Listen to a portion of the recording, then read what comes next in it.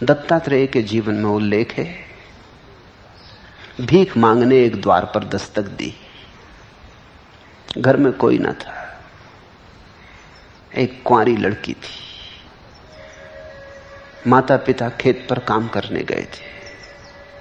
उस कन्या ने कहा, आप आए हैं, माता पिता यहां नहीं, आप 2 क्षण रुक जाएं तो मैं चावल कूट के आपको दे दूं, और तो घर में कुछ है नहीं।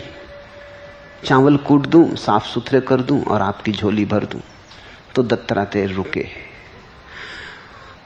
उस कन्या ने चावल कूटने शुरू किए तो उसके हाथ में बहुत चूड़ियां थी, वो बजने लगी। उसे बड़ा संकोच हुआ, ये शोरगुल, ये छन छन छन की आवाज, साधु द्वार पर खड़ा। तो उसने एक एक करके चूड़ियां उतार दी।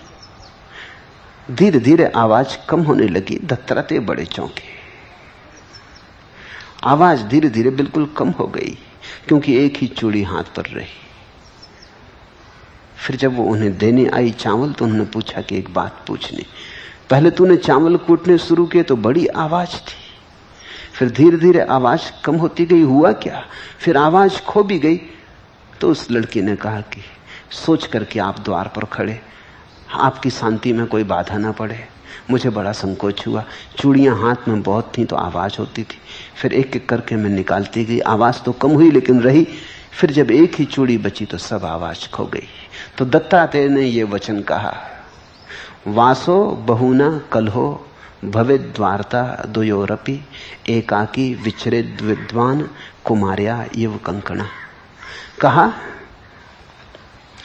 कि जैसे कुंवारी लड़की के हाथ पर चूड़ियों का बहुत होना शोरगुल पैदा करता, ऐसे ही जिसके चित्त में भीड़ है बड़ी आवाज होती।